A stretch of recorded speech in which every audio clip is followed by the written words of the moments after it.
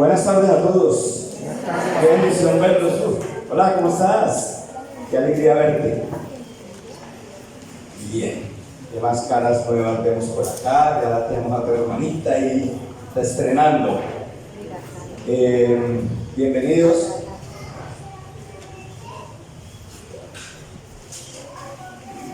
¿Todos tienen sus Biblias ahí? Sí. Bien. Entonces quiero que leemos inicio al estudio del día de hoy. Estamos estudiando el libro de Cantar de Cantares. ¿No? Entonces, ¿cuál? Bereshit.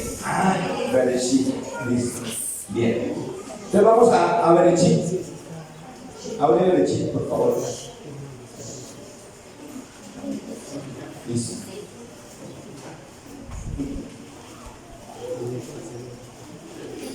Abre, lee Bereshit Bahat Elohim Et Hasamayim Et Adel.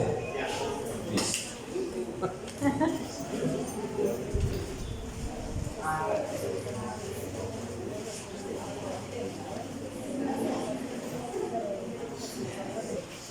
Bereshit 26.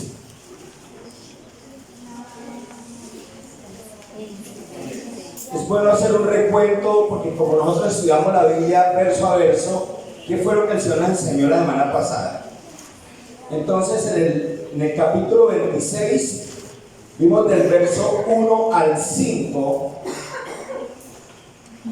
Vamos a recordar con un pequeño bosquejo que hice las 4 palabras que vimos. ¿Cuál fue la primera, Tatiana? Sí, mirad.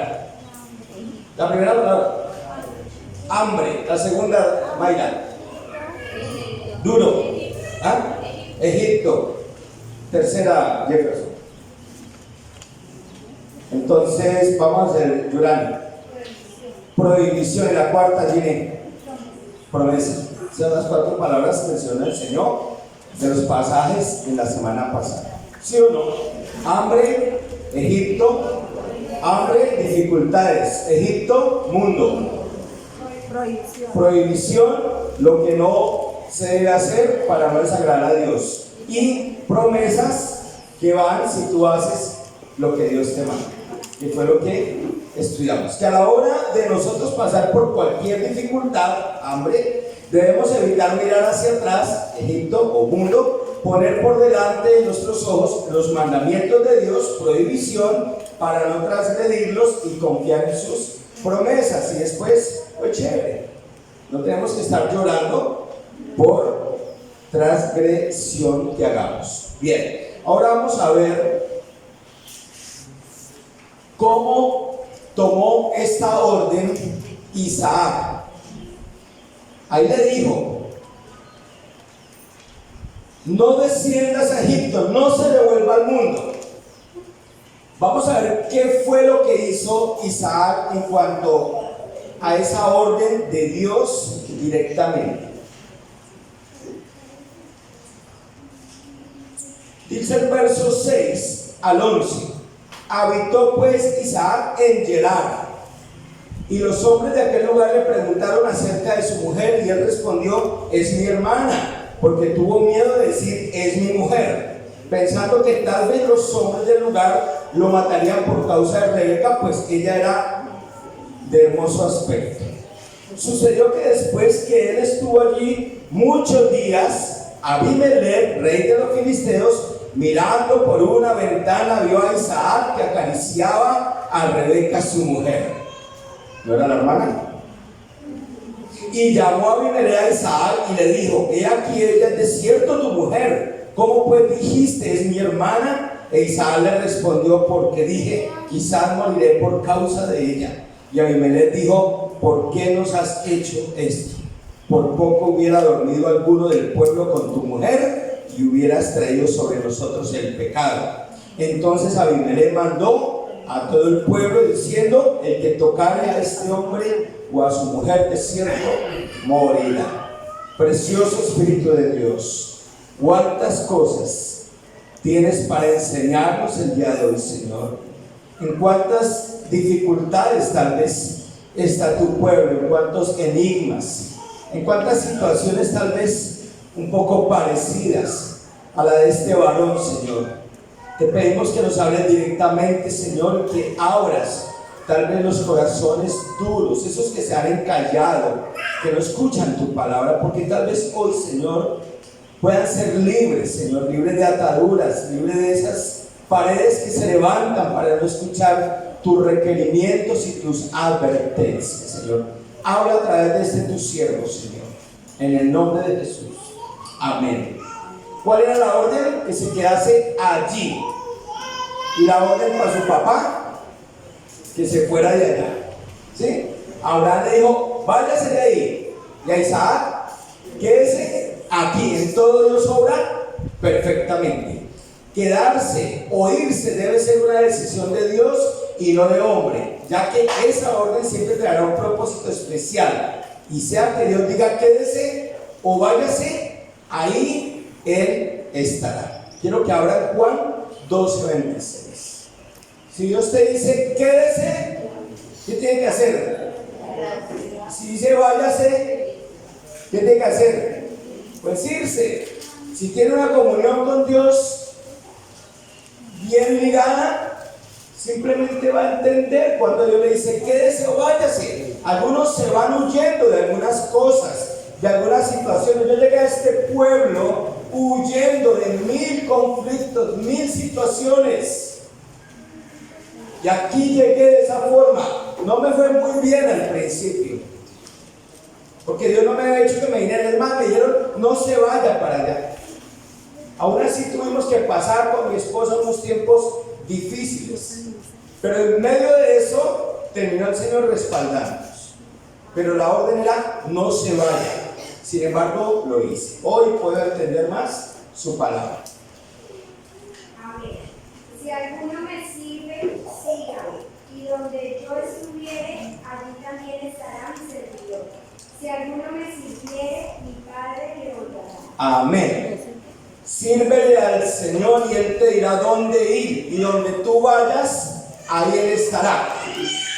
¿Qué significa? Que cuando tú te vas sin que Dios te haya dicho, cuando tus pretensiones no son motivadas por Dios, sino por cosas egocéntricas, personales, entonces seguramente Dios no te va a apoyar. Dios está en todas partes, pero Dios no te va a apoyar. Dios aleja un poquito su gracia a esa persona, porque Él no le dijo vaya, le dijo quédese. ¿Qué hizo Isaac? ¿Qué hizo? ¿Están asustados? ¿Qué hizo? Pues lean la Biblia. ¿Dónde dice que quedó? Obvio sí. Ahí dice, habitó pues Isaac en Gerar, donde Dios le dijo que se quedara en ¿dónde? En Gerar. Él no se fue para Pensilvania, ni fue para Villeta, para Melgar, no. Pero quédese ahí, y ahí se quedó. Jeremías 29:11, una porción muy conocida. Abran sus oídos, su conciencia lista, porque Dios va a hablar a tu corazón directamente. Amén. Lee. 29:11 dice: porque yo sé los pensamientos que tengo acerca de vosotros, dice Jehová, pensamientos de paz y no de mal, para daros el fin que esperáis. Bien, el hecho de que Dios diga que sabe lo que Él piensa de nosotros, que Él tiene el futuro arreglado de nosotros, el hecho que Él me diga a mí quédese, no está diciendo quédese que usted no va a tener problemas. Si el Señor dice vaya, no está diciendo vaya que allá no va a tener problemas, no. Solo Él dice en la última parte, ¿qué es lo que dice mi hermano Pedro? Para daros el fin que esperáis. Y nosotros normalmente no esperamos como Dios espera, no pensamos como Él. Que tenemos peticiones muchas veces equivocadas, egocéntricas. Estamos pensando en nosotros, y Dios nos llamó a que dejáramos de pensar en nosotros y empezáramos a pensar en los demás. ¿Es así o no es así el llamado? Niéguese a sí mismo, como Cristo se negó a sí mismo y no consideró ser Dios, sino que se humilló y se hizo como uno de nosotros. Eso es negarse a favor de otros. Cuando nosotros empezamos a pensar más en nosotros, comenzamos a huir de parte en parte o hacer lo que nosotros consideramos, ahí prácticamente no estamos teniendo una comunión con Dios. Pero cuando lo hacemos, Él no nos asegura que nos va a ir como nosotros consideramos. ¿Entendieron? Váyanse. Nos vamos. A Abraham le dijo váyase, ¿le tendió un tapete rojo? Nada. A Josué lo paró allá en el monte y le dijo, mira lo que vas a conquistar. Entra a la tierra de Canaán, atraviesa el Jordán y entra. Por 12 piedritas, písalas. Y pues todo el pueblo estaba esperando que, mejor dicho, listo, vamos cada uno a tomar su hereda y a montar hamacas y a hacer un fogón y un sancocho. No. Apenas pasa al otro lado Josué con su ejército, con su pueblo, empiezan las batallas. Pero era mandato de Dios que pasara o no. Sencillo. Todo es peleado. Para los hijos de Dios, todo es peleado, batallado. Nada es fácil. Qué bueno que sea así. O si no, seguiríamos siendo los mismos flojos, los mismos perezosos de antes, ¿no es cierto? Y dicen que la flojera camina tan lento que el resto de los vicios la alcanzan. Así es la flojera. El fin que esperamos, dice ahí, significa que en el proceso Él desea cambiarnos la mentalidad. La mentalidad. No te voy a dar esto, pero en este proceso que tú tienes que pasar un poco de situaciones difíciles, lo que quiero es cambiar tu mentalidad. Y uno a veces lo que quiere es lo que ven mis ojos. Señor, yo me voy para allí porque yo necesito esta cosa. Yo necesito paz. Me sacaron una piedra en este pueblo. Paz. Entonces dice paz. Te voy a poner conflictos para que aprendas a vivir mi paz en medio de conflictos. Y uno está buscando otra clase de paz. ¿Cuál es la paz que uno busca a veces? Cero conflictos. Nada de problemas. Ah, ¿qué tal? ¿Sí o no? Bien, entonces a este hombre lo primero le hace caso, efectivamente. Dios no cambia nuestra situación porque a veces lo que Él quiere cambiar es nuestro corazón. Entonces mi situación puede ser la misma aquí en otro lado porque el Señor va detrás de un cambio profundo. No un cambio de estatus, no un cambio de casa, no un cambio de trabajo, no un cambio de esposo, no un cambio de esposa. No un cambio de EPS. Me paso para esta que es mejor. ¿No? ¿Les ha pasado? Por las pensiones. Voy a pasar mis pensiones. Aquí dicen que es mejor. Andamos buscando esas cosas. Dejemos que el Señor nos dirija. Pero cuando decimos voy a pasarme de malo a bueno, voy a dejar de ser perezoso, ahora voy a ser diligente. Y esas son las cosas que premia al Señor y que abonan para el cielo. Ahí es donde el Señor dice que dejemos de estar haciendo tantos tesoros en la tierra y que empecemos a hacer tesoros en el cielo. En el cielo. Muy bien. Mira lo que dice Isaías 43:2 para tocar y terminar ese punto. Isaías 43:2. Porciones muy conocidas por todos, pero a veces mal practicadas.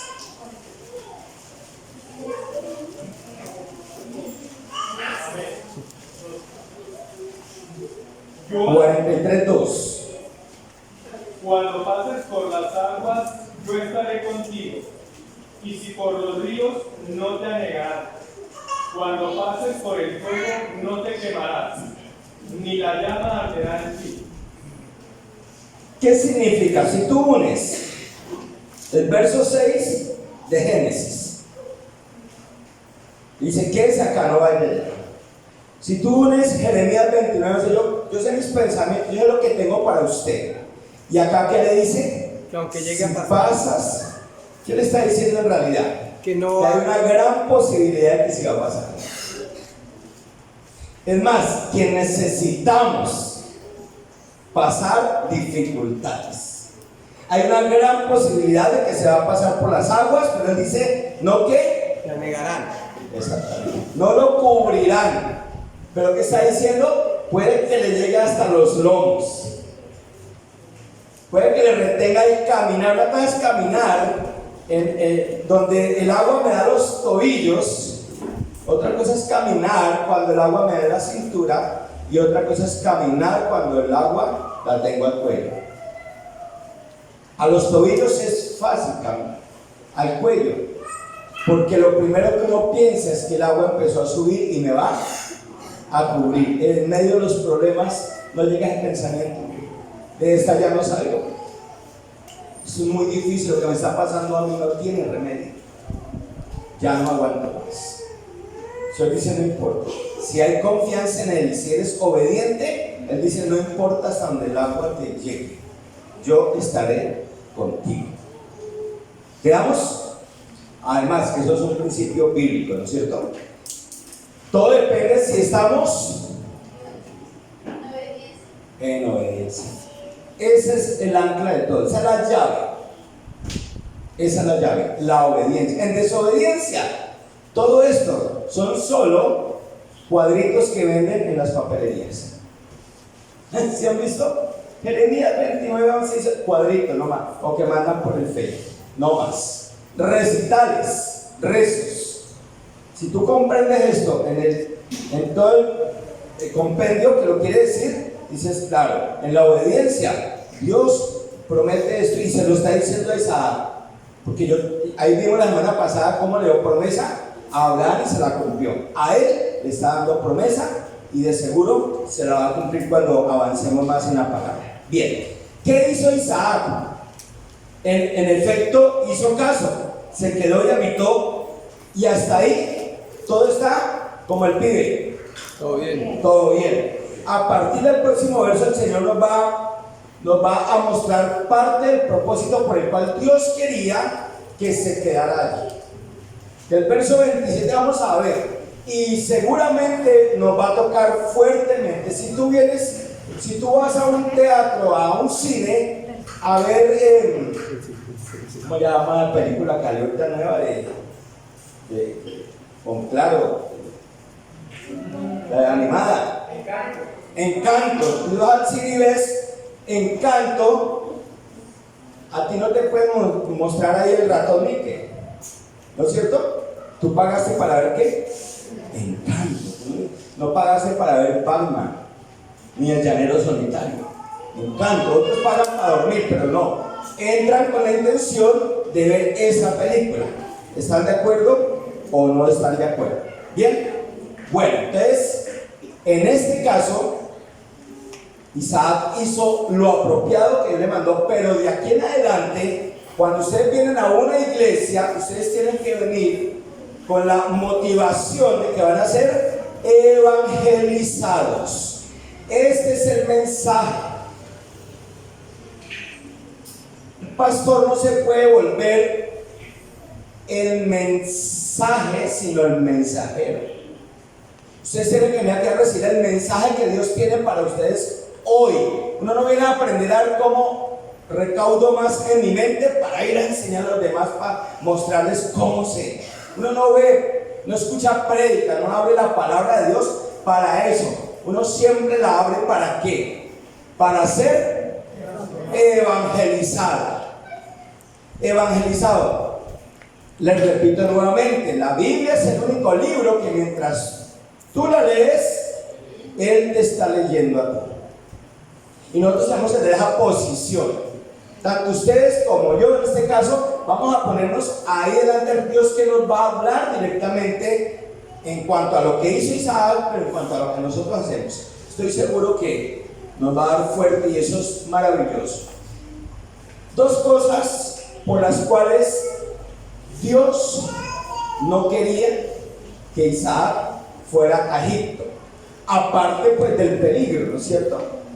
Pero Dios podría mandar a Isaac a Egipto y cubrirlo y protegerlo simplemente y no más. Pero en este caso, en esta ocasión especial, hay dos cosas. Primero, dice el verso 27, ¿quién lo quiere leer?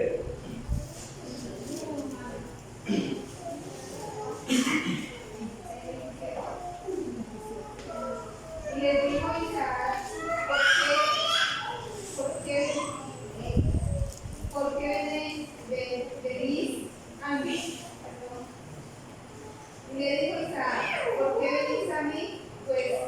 ¿Qué estás leyendo? Estamos estudiando 26:7. Estamos en el 6, ahora el 7. Ay, gavilla todos. Ya me van a acabar, pongan otro pastor.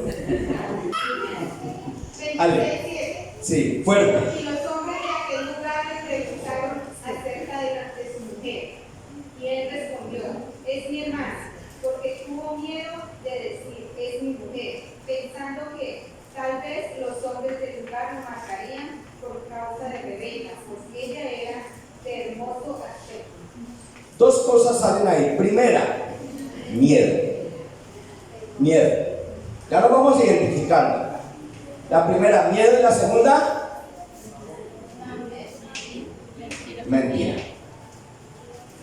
Dos cosas muy, pero muy profundas en todos los seres humanos e incluso en los llamados cristianos, que no es coherente, ¿no? Pero pues estamos viendo a Isaac, un hombre que tenía una conexión directa con el Señor, y aún mira con las que sale. Entonces, lo primero, miedo. Eso era lo que Dios quería que Isaac viera en sí mismo. De seguro, si viaja a Egipto, aparte de los peligros que allí habían, no solo hubiera destapado ese sentimiento, sino que también hubiera deseado huir. Un miedo que lo aterrorizó prácticamente. Sin que los hombres hablaran, él ya tenía miedo. Y mentira, Isaac expresa el mismo miedo que su padre. Su papá también quiso vender a su esposa 2 veces. E Isaac lo mismo. No diría, pero es que lo copió de él. No, es el mismo sentimiento que tenemos todos: miedo. Y fue lo que el Señor vino a curar en nosotros: miedo. Desde Génesis 3 hasta nuestros días hay algo que abunda cada vez más, y mientras la mentira abunda, la verdad disminuye. Echen un ojo allá afuera. Desde que tú prendes tu televisor, desde que prendes tu teléfono, desde que entras a las redes sociales, desde que escuchas allá afuera, escuchas disminuyendo la verdad de Dios, que es absoluta. La verdad de Dios es absoluta, la verdad del hombre es ¿qué? Sin bases. Absoluta es total. La del hombre, ¿por qué? Por su corazón, por su naturaleza, ¿qué? Caída. Un corazón lleno de mentiras es un corazón con mucha necesidad. Las mentiras son un mecanismo que sale dentro de nosotros para alterar cualquier situación que nos esté pasando. Y eso es lo que Dios quiso hacer en nosotros. ¿Qué es y cómo actúa la mentira? Vamos a ver. En este caso, es ese mecanismo de defensa cuando el individuo se enfrenta a situaciones que normalmente se le salen de las manos y que a la postre lo que hacen es hundirlo más. ¿Sí o no? Normalmente cuando alguien es pillado y la primera respuesta a la primera pregunta es ¿cuál? Yo no sé. Yo no lo hice. Yo no fui. Exactamente. Eso ya es mentira. Entonces, ¿qué es y cómo actúa la mentira? Ya sabemos, es un mecanismo que se activa en nosotros, pero no que Dios la haya puesto, sino que se activa precisamente porque eso es una concupiscencia, un deseo fuerte hacia el pecado. Queremos defendernos para no dejar que salga el orgullo, para no dejar que la vergüenza y muchas cosas más. Se activa y automáticamente sale la mentira. De 1000 formas la sale. Cuando alguien es descubierto en una falta, automáticamente reacciona este mecanismo de defensa. Ejemplo, si nosotros tuviéramos una planta eléctrica acá conectada, porque la luz está yendo muy seguido, es solo un pensamiento lejano, ¿listo? Y apenas se va la luz que viene del sistema, que pasa con la planta. automáticamente se prende. Así es la mentira. Cuando nos vemos atrapados en algo, automáticamente se prende la planta eléctrica de la mentira. En todos los seres humanos. A eso venimos a la iglesia. No a que nos hablen bonito, no a que nos consientan. Venimos a que el Señor vaya lavando nuestra alma y cada día más seamos personas de verdad y dejemos de ser personas de mentira. Porque en el mundo mentimos para todo. Para todo. La mentira ya es algo diario. La mentira es algo que se utiliza desde los niños más pequeños hasta los ancianos. Mentira, mentira y mentira todo para tratar de cubrir algo que está dentro de nosotros. La soberbia. Cuando yo digo una mentira, normalmente, cuando la repito, es porque hay que soberbia. Y bien dicen por ahí que la soberbia es como el mal aliento, ¿no? Todo el mundo se da cuenta que lo tiene menos el dueño. Así es la soberbia. Uno nunca se da cuenta que es soberbio y los demás sí. Hasta que pone el rollo y algún día yo le dice, eres soberbio. Y entonces ahí sí podemos entender. La mentira es una puerta que se levanta para no humillarnos delante de Dios. Y el miedo, la ineficiencia del hombre, la inestabilidad y la propia debilidad produce el miedo. Y eso fue lo que sintió Isaac. No olvidemos que este sentimiento es más frecuente en quien no tiene a Cristo en su corazón. Sin embargo, en el cristianismo también es frecuente, aunque en menos nivel, podemos decir. El niño miente cuando su padre le pregunta, ¿usted cogió eso? Y el chinito lo tiene aquí en la mano. ¿Qué dice? Dígame la verdad, le doy la oportunidad. Que me diga la verdad, muéstrame la mano. No, ahí lo tiene. ¿Es un mecanismo de qué? Desde pequeñitos. ¿Sí? ¿Ya ha pasado con tus hijos? Es mentira lo que la palabra de Dios dice. Dice que el niño, dice la palabra, que desde la matriz se es pecador. Desde la matriz, cuando Dios nace, ya nace con mentiras. Lo que pasa es que todavía no entiende el lenguaje. Cuando aprende a hablar es cuando aprende a desarrollar esa mentira. Y ahí es donde los padres tienen que influenciar prontamente. Es igual, pastor, cuando dice el proverbio que la necedad está ligada al corazón del muchacho. ¿Tiene relación ahí? Lo que pasa es que la necedad es otra falencia del ser humano. La necedad, la envidia, el egoísmo, los celos, toda esa cantidad de cosas están dentro de nuestro corazón por la caída del primer hombre. El niño miente cuando su padre le pregunta, ¿no es cierto? El adúltero miente porque teme a las consecuencias. El adúltero apenas lo confrontan, te dice, no es lo que tú piensas. ¿Sí o no? Eso ya es un guión de telenovela. Siempre sale. No es lo que estabas pensando. Los dos están desnudos y no es. Y entonces esos son los que le iban a lavar las sábanas.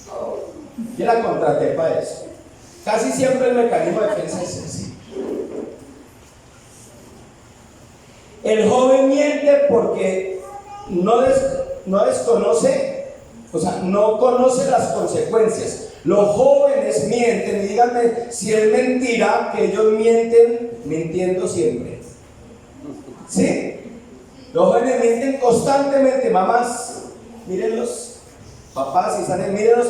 A todas mentiras y mentiras. ¿Saben por qué? Porque ellos no consideran las consecuencias. Ellos no le echan mente a las consecuencias. Entonces mienten. ¿Hasta cuándo?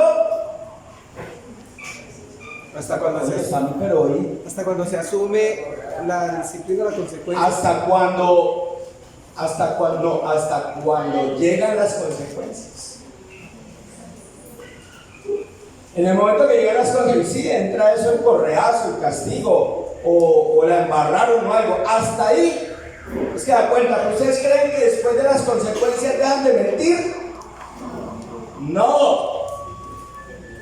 Siguen, dejan de mentir mientras baja el furor. Mientras todo se apacigua, son angelitos otra vez.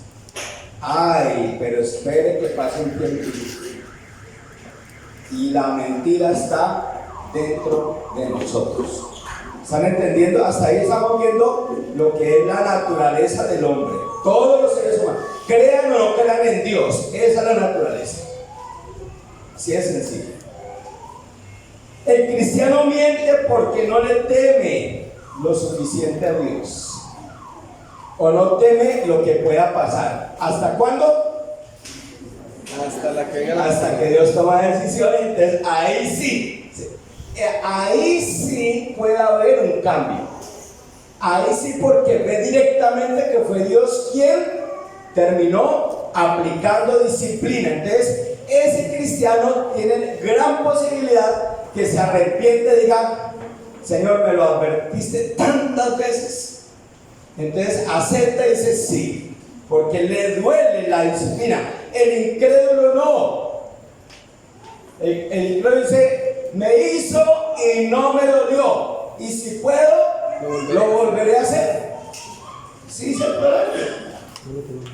Pero el cristiano que le duelen las consecuencias baja la cabeza.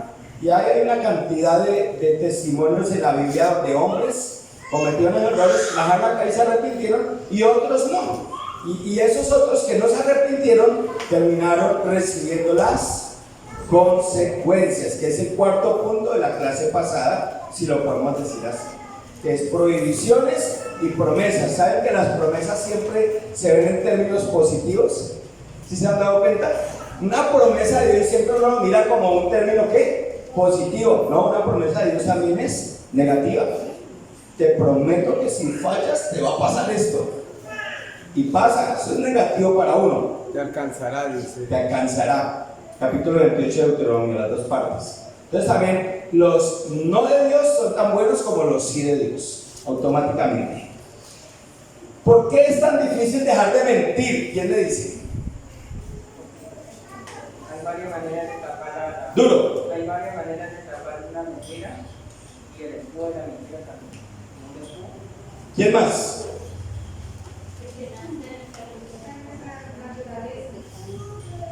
¿Nuestra? La tuya, que la mía también. Porque siempre va a estar presente la ocasión que nos lleva, digamos, a esa ocasión de mentir.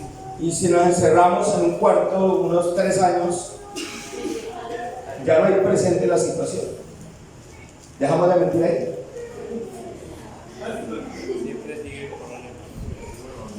Entonces, porque la situación la presentas aquí afuera y encerrados, ya no mentimos. Porque falta temor de Dios. Bueno, ¿por qué? Porque no se está en obediencia. Miren que todas esas las recopilamos y las vemos en el Salmo 116:11. Esta es la respuesta, por ahí alguien lo dijo más cercanamente. ¿Quién lo quiere leer?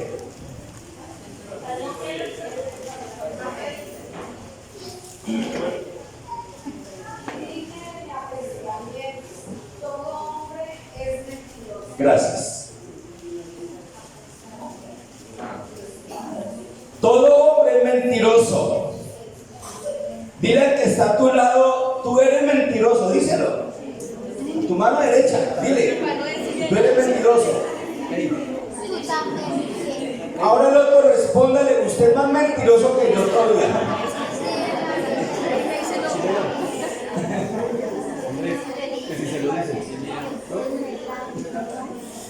Sí, la palabra es clara. Tú puedes llevar el evangelio 40 años, vas a ser confrontado con una situación complicada y difícil. ¿Qué pasa si tú estás con tu mamá en la casa? Llegó la persecución, llegan 3 hombres armados tocan la puerta, tú abres, le dices, ¿dónde está su mamá que la vamos a matar?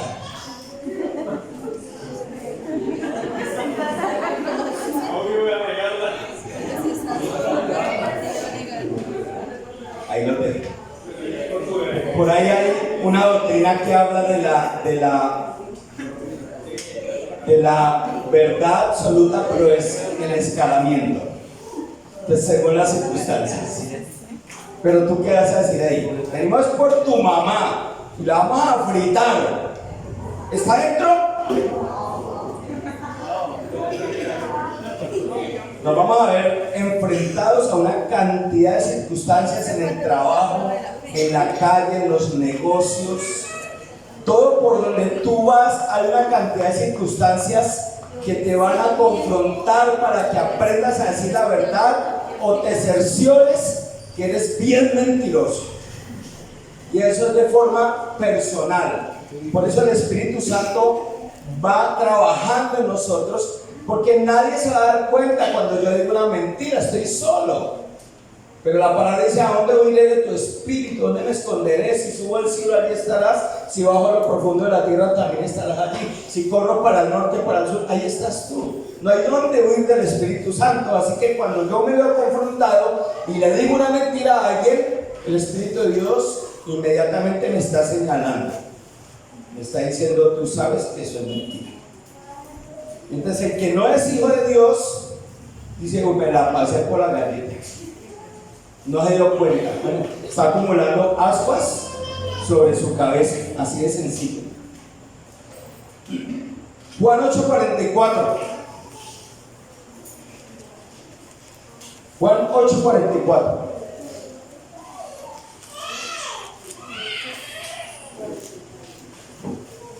¿Quién? ¿Alguien? Eso. Vosotros sois de vuestro padre el diablo, y los deseos de vuestro padre queréis hacer. Él no ha sido homicida. Ay, si él no ha sido homicida, Pati, vámonos. Por favor. Él ha sido homicida desde el principio y no ha permanecido en la verdad, porque no hay verdad en él. Cuando habla mentira, no es suyo habla, porque es mentiroso y padre de mentira. ¿Quién fue el primero que mintió en el universo? El primero. Como, bueno, si hablamos de los evolucionistas y los seguidores de Charles Darwin, pues podríamos decir que cuando el diablo vino engañó a un mico. ¿Sí o no? Le hizo comer manzana a un gorila. Pero como el hombre es la corona de la creación, Amén. somos diferentes a los animales, nosotros tenemos razonamiento, ellos no.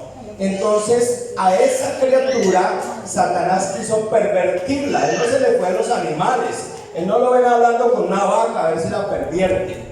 No, al hombre precisamente. Y es al hombre al que trata de influenciarlo para que aprenda a decir mentiras. Y en esa pequeña conversación el hombre se corrompe y aprendió a decir, se volvió miedoso y mentiroso. Ahí aplica el miedo y la mentira, y lo podemos ver por toda la Biblia, pero la primera vez que lo vemos es en el Edén. Miedoso y mentiroso. Y hoy continúa el miedo y la mentira. Alce la mano el que no miente, porque el que alce la mano ya está mintiendo, porque en la palabra dice que no hay uno que no miente. Nadie. Vamos bien hasta ahí. Génesis 3:16.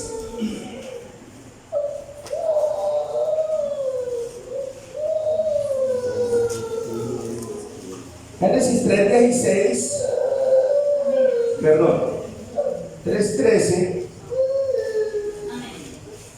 Entonces Jehová Dios dijo a la mujer. No, 3:10. Lee 3:10 primero.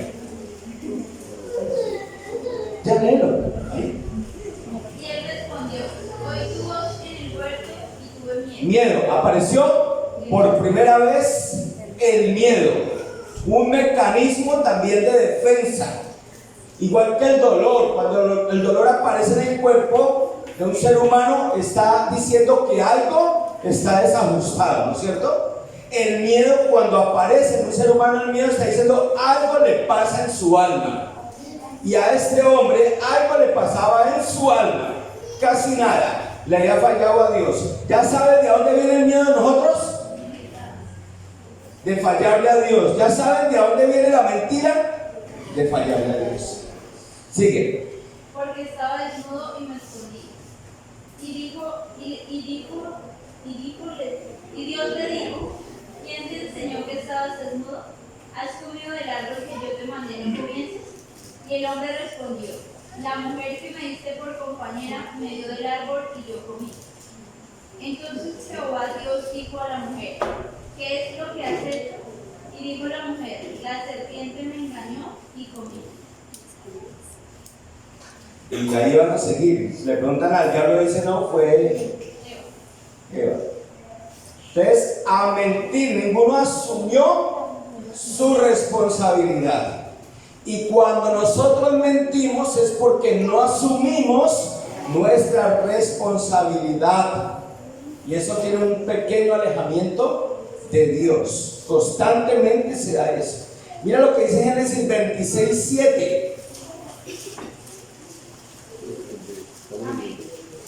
Y los hombres de aquel lugar le preguntaron acerca de su mujer y él respondió: Es mi hermana, porque tuvo miedo de decir es mi mujer, pensando que tal vez los hombres del lugar lo matarían por causa de Rebeca, pues ella era de hermoso aspecto. Bien, entonces en Génesis 3:10 en adelante pudo más el diablo que Dios respecto al hombre. En esta pudo más el pensamiento, la mente. ¿Se da cuenta lo importante que es cambiar la mentalidad para dejar el miedo? Aquí Isaac empezó a pensar, dijo: no, estos, veía a la esposa y veía, no, de una vez la cogen y a mí me matan. Él se hizo su película y eso le causó la dificultad. En Hechos 5:3, ¿qué fue lo que produjo la mentira en esta pareja? ¿Quién lo quiere leer? Están muy demorados. Gracias. Ángela, me paro primero. Dijo Pedro: Ananías, ¿por qué llenó Satanás tu corazón para que mintieses al Espíritu? Gracias. ¿Por qué llenó? ¿Sí ven? Una relación directa. Satanás y la mentira. Esto va para los mentirosos frecuentes. Los que ahora están mintiendo para tapar algo. Porque se sienten volubles, se sienten débiles en su alma y a todos le están diciendo mentiras. Ojo, miren a quién o quién los está influenciando a las mentiras. La palabra es clara. En el Edén fue Satanás quien influenció al miedo y la mentira. En el libro de los Hechos pudo más la codicia, la ambición y el amor al dinero para mentirle al Señor. A veces muchos no miden esa parte. Mira lo que dice Génesis 4:9.